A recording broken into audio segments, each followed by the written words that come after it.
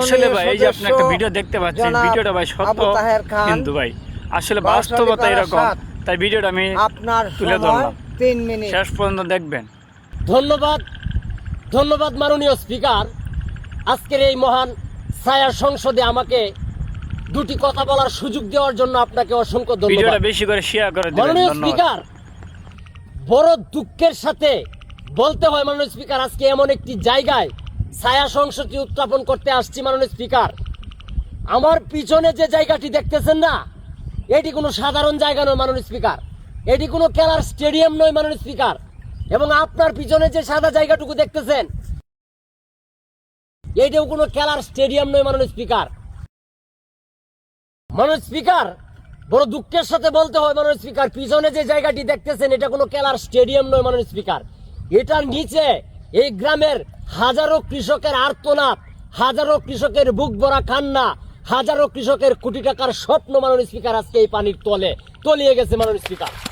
মাননীয় স্পিকার, আপনারা দিনরাত 24 ঘন্টায় সংসদের মধ্যে কি ঝগড়াঝাটি, কে বড় হবেন, কে ছোট হবেন, কে কি করবেন, এগুলি নিয়ে সর্বক্ষণ মাননীয় স্পিকার আপনারা ব্যস্ত। কিন্তু আপনারা এখান থেকে বেরিয়ে এসে একটু গ্রামের মানুষের দিকে তাকান মাননীয় স্পিকার। এই গ্রামের অসহায় কৃষকের মুখটার দিকে একটু তাকান মাননীয় স্পিকার, তারা আজকে কি অবস্থায় আছে। মাননীয় স্পিকার, হাজার হাজার কৃষক আমার গ্রামের আজকে বুক ভরা কান্না জড়িত কণ্ঠে ঘরে বসে মাননীয় স্পিকার, অনেক কৃষক এই হার্ট ফেল করেছে মাননীয় স্পিকার। আজকে এখানে কৃষকের স্বপ্নগুলো পানির নিচে তলিয়ে গেছে। একটা জিনিস মাননীয় স্পিকার আপনাকে একটু দেখাতে চাই। আপনি মনে করবেন আমরা মনে হয় এটা ভুয়া ভিডিও তৈরি করতেছি, না মাননীয় স্পিকার, আমাদের এই করুণ কণ্ঠ যেন আপনার কান পর্যন্ত যায়, সেটার জন্য আজকের এই ভিডিওটি তৈরি করা মাননীয় স্পিকার। আমি একটু দেখাচ্ছি।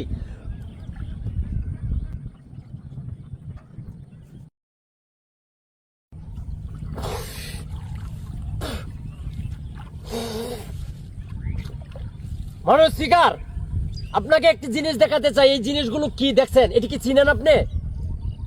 এগুলো কি চিনেন আপনি মাননীয় স্পিকার? এগুলি আপনি বলবেন দান, দেখেন কালো হয়ে গেছে। এগুলো আপনি বলবেন দান, কিন্তু এগুলো দান নয় মাননীয় স্পিকার। এগুলো আমাদের গ্রামের কৃষকের এক একটা কোটি টাকার স্বপ্ন মাননীয় স্পিকার। এগুলো দান নয়, আমরা এগুলো স্বপ্ন মনে করি মাননীয় স্পিকার। আজকে দিনকে রাত, রাতকে দিন করে এখানে সম্পূর্ণ টাকা খরচ করে মাননীয় স্পিকার এখানে ধান লাগিয়েছিল মাননীয় স্পিকার। এখানে আজকে হাজার হাজার বিঘার জমি আজকে পানির নিচে তলিয়ে গেছে মাননীয় স্পিকার। কিন্তু এর কারণটা কি, কি ছিল এর কারণ মাননীয় স্পিকার, এটা আমরা আপনাকে জানাতে চাই মাননীয় স্পিকার। মাননীয় স্পিকার, আজকের যে আমাদের এই বিলের পাশ দিয়ে যে নদীটি বয়ে গেছে, এই নদীটি যদি আপনি শুকনা সিজনে আসতেন তাহলে আপনাকে দেখাইতাম মাননীয় স্পিকার। ফসলের জমি আর নদী, কোনটা ফসলের জমি কোনটা নদী সেটা বুঝার কোনো মাননীয় স্পিকার এখানে কোনো চিনার কোনো উপায় নেই মাননীয় স্পিকার, একদম সমান হয়ে গেছে। মাননীয় স্পিকার, আপনাদের কাছে করজোড়ে অনুরোধ করব আমাদের এই নদীগুলো যেন অতি শীঘ্রই খনন করে দেওয়া হয় মাননীয় স্পিকার। আপনারা সবসময় সংসদে বসে আলাপ করতেছেন আজকে খনন করবেন, কালকে খনন করবেন, কিন্তু এটা কখন কোন সময় খনন করবেন জানি না মাননীয় স্পিকার। আজকে যদি এটা নদীটা যদি খনন করা থাকতো তাহলে এই পানিবন্দী আমরা হইতো না, এই কোটি টাকার স্বপ্ন কৃষকের আজকে পানির নিচে তলিয়ে যাইতো না মাননীয় স্পিকার। স্পিকার, এই নদীগুলো যদি আপনারা খনন করে দিতেন তাহলে আজকের এই কৃষকের এত দুর্দশা হইতো না মাননীয় স্পিকার। আপনি একটা জিনিস যদি আপনারা সংসদ থেকে বেরিয়ে এসে যদি মাননীয় স্পিকার একবার যদি দেখতেন কৃষকের বুক ফাটা কান্না আর্তনাদ গুলো যদি দেখতেন, তাহলে আপনিও মাননীয় স্পিকার চোখের পানি ধরে রাখতে পারতেন না। আজকে এই গলা পানিতে দাঁড়িয়ে আজকে আমার বড় দুঃখের বিষয়, আমার স্বপ্নগুলো নিয়ে কথা বলতে হয় মাননীয় স্পিকার। মাননীয় স্পিকার, আপনি যদি এই কৃষকের কান্নাগুলো দেখেন তাহলে আপনিও ধরে রাখতে পারবেন না আপনার চোখের পানি। এই কৃষকের আর্তনাদ আর করুণ কান্নায় জর্জরিত এই আকাশ বাতাস ভারী হয়ে গেছে আজকে মাননীয় স্পিকার। মাননীয় স্পিকার, একটা জিনিস আপনি মনে করবেন এটা হয়তো আমি এখানে কোনো একটা কিছু করেছি, আপনাকে কোন জায়গা থেকে আমি এনে দেখাবো মাননীয় স্পিকার, কোন জায়গা থেকে মাননীয় স্পিকার আপনাকে এনে দেখাতে হবে, আপনি দেখাইলে আপনি বিশ্বাস করবেন।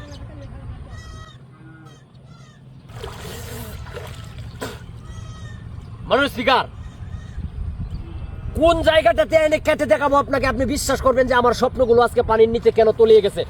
দেখেন তো মাননীয় স্পিকার, আজকে 3 দিন যাবত পানির নিচে আমার এই কৃষকের স্বপ্নগুলো এই যে কালো হয়ে গেছে মাননীয় স্পিকার, এটি কি আমি খেতে পারবো? আর কয়দিন পানির নিচে থাকলে আমি এটার স্বপ্ন, আমার স্বপ্নগুলো আমি ফিরিয়ে পাবো? কোনোভাবেই সম্ভব নয় মাননীয় স্পিকার। আমার স্বপ্ন আমার চলে গেছে মাননীয় স্পিকার। বড় ভারাক্রান্ত হৃদয় নিয়ে আপনাকে বলতে হয় মাননীয় স্পিকার, এই একটা স্বপ্ন বিক্রি করে মাননীয় স্পিকার আমার মায়ের সারা বছরের ওষুধ হয় মাননীয় স্পিকার। মাননীয় স্পিকার, এই স্বপ্ন বিক্রি করে আমার বাবার জন্য আমি জামা কিনে আনি মাননীয় স্পিকার। মাননীয় স্পিকার, এই স্বপ্ন বিক্রি করে আমার বাচ্চার স্কুলে পড়ার জন্য একটা কলম কিনে আনি মাননীয় স্পিকার।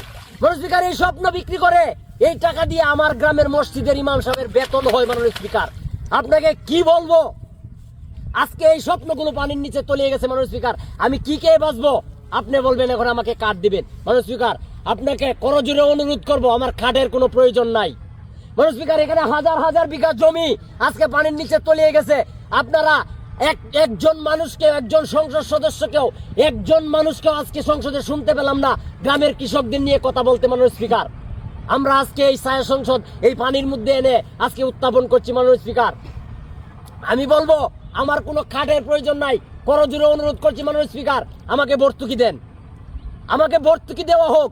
এবং এই সেই ভর্তুকিগুলোর জন্য আপনারা সরজমিনে এসে মাঠ পর্যবেক্ষণ করে তারপরে আমার কৃষকের হাতে আমার ভর্তুকিগুলি আমাকে পৌঁছায় দেন মাননীয় স্পিকার। মাননীয় স্পিকার, আপনি কি জানেন আজকে একটা গল্পের কথা মনে হয়ে যায় মাননীয় স্পিকার, আপনি কৃষকের মর্মটা কি বুঝবেন? আমরা ছোট সময় একটা গল্প পড়েছিলাম, আপনি পড়েছেন কিনা আমি জানি না মাননীয় স্পিকার। কুনু ব্যাং এবং টুনটুনি পাখির একটা গল্প ছোটবেলায় পড়েছিলাম, শনিবারে জ্বর হবে সেটা কুনু ব্যাং বলেছিল, আর টুনটুনি পাখি ভয়ে দৌড়াদৌড়ি চুরাচুরি করছিল। সেদিন সেই মগডালে বসে রংরাং পাখি হাওয়া খাচ্ছিল, রংরাং পাখির বুকের ভিতরে টুনটুনি পাখি ঢুকে গেছিল মাননীয় স্পিকার। রংরাং পাখির চিৎকারে তখন এই গাছের নিচে একটা হরিণ শুয়েছিল মাননীয় স্পিকার। এই হরিণ ভয়ে দিছে বউ দৌড়, তখন দৌড় দিছে হরিণ, হরিণের পায়ের খুঁড়া লেগে সাপের লেজ কেটে যায়। সাপ রেগে মেগে আগুন হয়ে পিঁপড়ার বাসা ভেঙে দেয়, আর সেই পিঁপড়া গিয়ে রেগে হাতির কানে কামড় দেয়। হাতি রেগে মেগে গিয়ে বুড়ির ধান খেয়ে ফেলে মাননীয় স্পিকার। সেই বুড়ি গিয়ে রাজার কাছে বিচার দেয়। তখন একে একে যখন সবাইকে ডাকা হয়েছিল, তখন সাপকে জিজ্ঞেস করেছিল রাজা মশাই যে তুমি কেন পিঁপড়ার বাসা ভেঙে দিয়েছিলে? তখন সেদিন সাপ বলেছিল, রাজা মশাই আপনার তো লেজ নেই, লেজের বেচা বুঝবেন কি করে? মাননীয় স্পিকার, আপনি তো কৃষক না, আপনারা তো শহরে থাকেন, উঁচু উঁচু বিল্ডিং এ থাকেন, আপনারা কৃষকের মর্মটা আজকে বুঝবেন কি করে? মাননীয় স্পিকার, আমরা যে কতটুকু কষ্টে আছি, কতটুকু আর্তনাদ, কতটুকু বুক ভরা হাহাকার নিয়ে আজকে বেঁচে আছি মাননীয় স্পিকার, আমি কি খেয়ে বাঁচবো আগামী দিনগুলোতে? মাননীয় স্পিকার, এই স্বপ্নগুলো বিক্রি করে আমরা কৃষকরা সারা বছর বাজারঘাট করে সবার ওষুধপাতি, কাপড় চোপড়, লেখাপড়া, এইটার উপরে আমরা নির্ভরশীল মাননীয় স্পিকার। মাননীয় স্পিকার, আপনার কাছে আমি বলতে চাই আমাদেরকে ভর্তুকি দেওয়া হোক। 10% জায়গা চাষ করতে কত টাকা খরচ হয় মাননীয় স্পিকার আপনি জানেন? এখানে কি কি লাগাইতে হয়? এই ধানের বীজগুলো কিনতে হয়েছে, চারা পালতে হয়েছে, এই চারাগুলো আবার চাষ করার জন্য এই চাষের জমি রেডি করতে হয়েছে, এখানে চাষ করতে হয়েছে, পানি খরচ দিতে হয়েছে, সার দিতে হয়েছে। মাননীয় স্পিকার, 700-800 টাকা বেতনের কামলা নিয়ে এটা লাগানো হয়েছে। শেষ মুহূর্তে আমি যখন আমার স্বপ্ন গড়ে উঠাবো তখন পানি নিয়ে গেছে মাননীয় স্পিকার। কি বলবো? আমার এই পানি যে যার মোটর থেকে পানি দিয়েছি সে কি মানবে? টাকা না দিলে মানবে মাননীয় স্পিকার?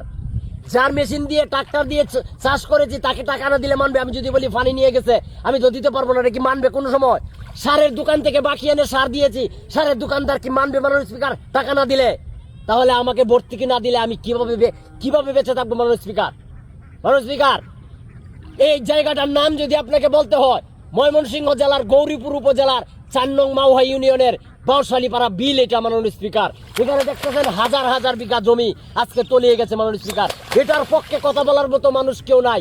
এই হাজার হাজার কৃষকের আর্তনাদের কথা ভেবে মাননীয় স্পিকার আজকে আমি কৃষকের সন্তান হয়ে আজকে আপনাদের কাছে এই ছায়া সংসদের মাধ্যমে আপনার কাছে এটি তুলে ধরলাম মাননীয় স্পিকার।